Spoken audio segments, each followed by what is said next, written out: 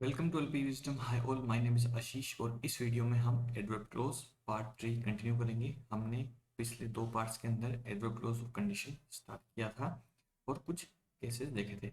अब हम इसे कंटिन्यू करेंगे। तो हमने इफ क्लोज और should were had condition clauses देख लिए थे पिछले दो पार्ट के अंदर, और इस पार्ट के अंदर हम पढ़ेंगे unless clause, in case clause या फिर provided that, on condition that, so long as clause. ये तीनों क्लोज यहाँ पे कंप्लीट करेंगे। तो इम्पोर्टेंट थिंग टू रिमेंबर कि ये एडवर्ब क्लोज ऑफ कंडीशन चल रहा है, एडवर्ब क्लोज ऑफ टाइम इसके इस कंप्लीट होने के बाद स्टार्ट होगा। तो स्टार्ट करते हैं।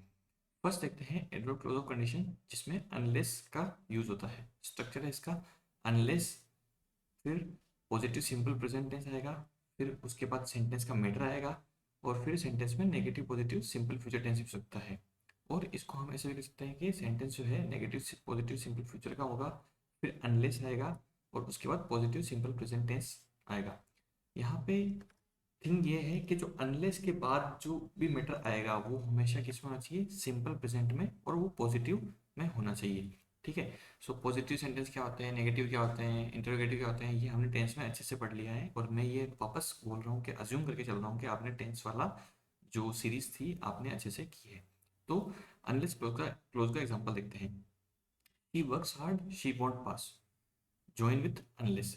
इन दोनों सेंटेंस को हमें अनलेस के साथ ज्वाइन करना है। तो पहला हो गया unless she works hard she won't pass. जब तक वो मेहनत नहीं करती है वो पास नहीं होगी। तो यहाँ पे अनलेस की जस्ट बात क्या है, शी वर्क्स हार्ड, ये क्या है, पॉजिटिव सिंपल प्रेजेंट में है।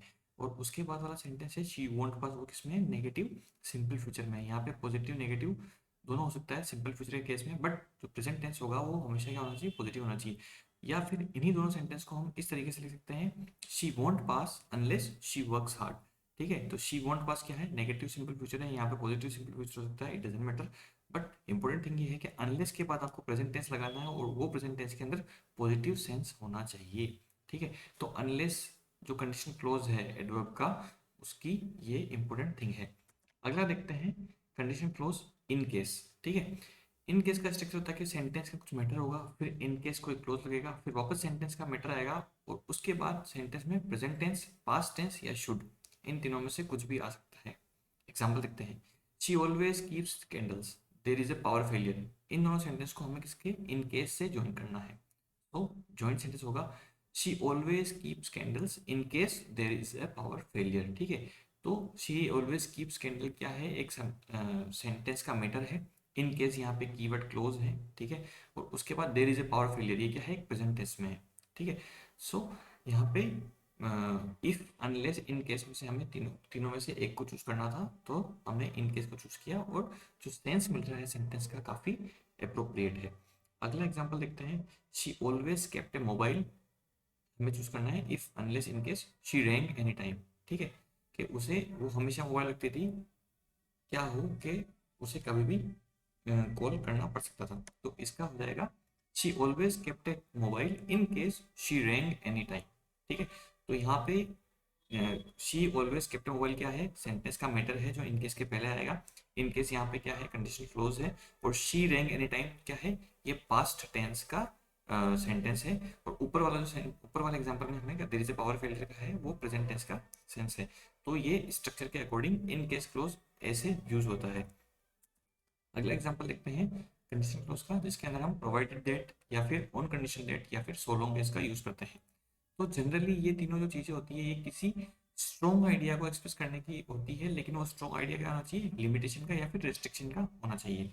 और दूसरा जनरली ये परमिशन के लिए यूज होते हैं। ठीक है। एग्जांपल देखते हैं।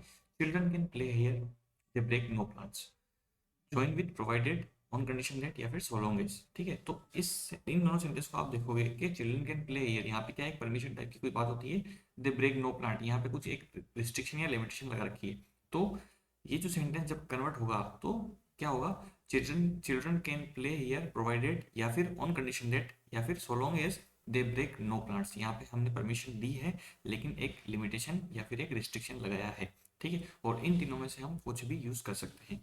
अगला एग्जांपल लिखते हैं। You will be liked fill in the blank so long as unless were you are human. ठीक है। यहाँ पे क्या है, एक कंडीशन बन रही है वापस, ठीक है।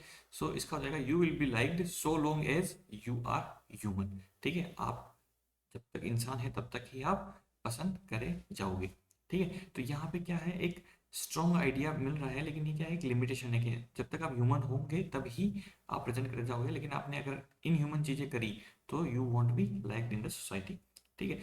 तो ये कॉन्सेप्ट तीनों क्लोजेस के थे, ठीक है। अनलेस क्लोज का था, इनकेस क्लोज का था, और provided that on condition that, और सो लॉन्ग एज क्लोज का था, ठीक है। सो अल्पी विजडम के कुछ और कोर्सेज हैं, जनरल नॉलेज का कोर्स है सीईसी सीडीएस एफकेट एनडीए के लिए, इंग्लिश ग्रामर के कंपटीशन एग्जाम्स के बेसिस चलते हैं, फिजिक्स और केमिस्ट्री के फाउंडेशन बेसिस चलते हैं IIT NEET as well as NDA के लिए। हमारा एड्रेस आदर्श नगर जयपुर में है, और आप फर्दर इंक्वायरी के लिए lpeducationalism@gmail.com पे कॉन्टैक्ट कर सकते हैं। Thank you so much, have a nice day.